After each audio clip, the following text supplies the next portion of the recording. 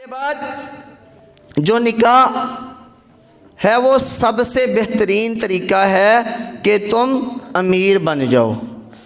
آپ صلی اللہ علیہ وسلم نے بھی اس کی تائید فرمائی اور اللہ کا قرآن بھی اس بارے میں واضح احکامات موجود ہیں۔ اللہ تبارک و تعالیٰ ارشاد فرماتے ہیں وَأَنكِحُوا الْأَيَّامَ مِنكُمْ وَالصَّالِحِينَ مِنْ عِبَادِكُمْ وَإِمَائِكُمْ إِن يَكُونُوا فُقَرَاءَ يُغْنِهِمُ اللَّهُ مِنْ فَضْلِهِ وَاللَّهُ وَاسِعٌ عَلِيمٌ۔ اور اپنی قوم کے بن بیاہ مردوں اور عورتوں کے نکاح کر دیا کرو، اور اپنے غلاموں اور لونڈیوں کے بھی جو نیک ہوں متقی ہوں ان کے آپس میں نکاح کروا دیا کرو۔ اگر وہ غریب ہوں گے، تنگ دست ہوں گے تو اللہ تبارک و تعالی اپنے فضل سے انہیں خوشحال کر دے گا،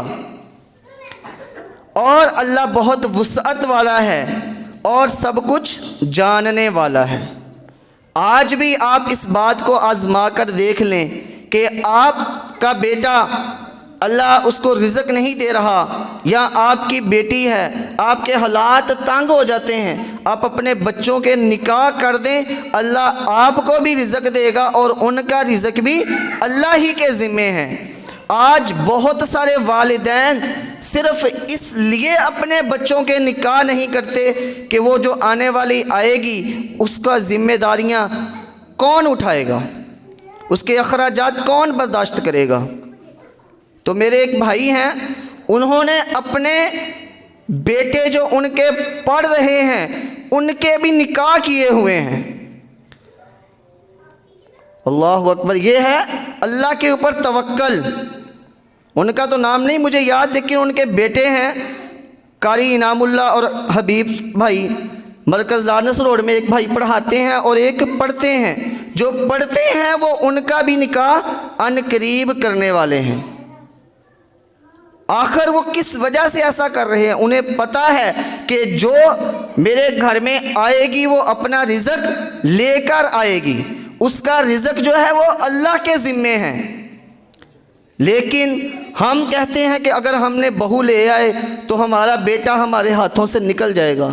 اور تم نے اپنے بیٹے کی ایسی تربیت کیوں کی ہے کہ وہ کل کو بیوی کے آتے ہی تمہیں چھوڑ جائے؟ اور بعض لوگوں کا یہ خیال ہوتا ہے کہ بیوی آنے والی آئے گی تو اس کی کفالت ہمارے ذمے نہیں ہوگی، تو ایسا کوئی معاملہ نہیں ہے۔ اللہ تبارک و تعالیٰ فرماتے ہیں وَلَا تَقْتُلُوا أَوْلَادَكُمْ خَشْيَةَ إِمْلَاقٍ نَحْنُ نَرْزُقُهُمْ وَإِيَّاكُمْ، کہ اپنی اولادوں کو رزق میں تنگی کی وجہ سے قتل نہ کرو، ہم انہیں بھی رزق دیتے ہیں اور تمہیں بھی ہم ہی رزق دیتے ہیں۔ جب رزق اللہ کی ذمہ داری ہے تو پھر پریشانی والی کون سی بات ہے؟ اپنے بچوں کے جلدی نکاح کریں تاکہ وہ برائیوں سے بچ سکیں۔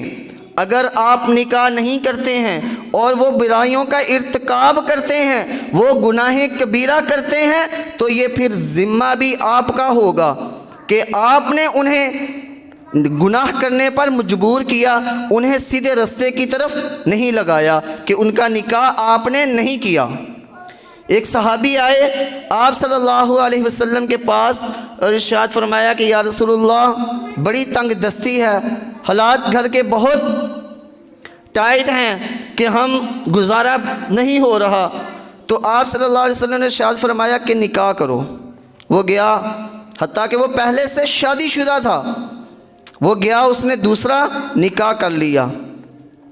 کچھ عرصے کے بعد آیا اور کہا کہ یا رسول اللہ حالات ویسے ہی ہیں، کوئی فرق نہیں پڑا۔ تو آپ صلی اللہ علیہ وسلم نے ارشاد فرمایا نکاح کرو۔ اگر آج ہمارے جیسے لوگ ہوتے، ہمارے جیسی سوچ رکھنے والے ہوتے تو وہ کہتے کہ یار پہلے دو بڑیاں گھر بیٹھیاں نے، ہن میں تیجا نکاح کر کے اب تیجی مصیبت لے آواں۔ تو انہوں نے ایسا نہیں کہا، بلکہ آپ صلی اللہ علیہ وسلم نے جو حکم دیا اس کے اوپر فوراً عمل کیا، گئے اور ایک اور نکاح کر لیا، اور اللہ تبارک و تعالیٰ نے ان کے رزق کو وسیع کر دیا، اور اللہ تبارک و تعالیٰ کی طرف سے ایسی ان کے اوپر وسعتیں کھلی کہ وہ جب آپ صلی اللہ علیہ وسلم کے پاس دوبارہ آئے تو آپ صلی اللہ علیہ وسلم نے پوچھا کہ ہاں اب کیا حال ہے؟ انہوں نے کہا یا رسول اللہ بڑیاں موجہ لگیاں ہیں کہ اب بہتر حالات ہیں، تو آپ نکاح کریں اور حالات کو اللہ کے ذمے چھوڑ دیں کہ رزق اللہ نے دینا ہے۔ اگر آپ نکاح کریں گے تو یہ آپ کے لیے بھی بہتر ہے اور آپ کی اولاد کے لیے بھی بہتر ہے۔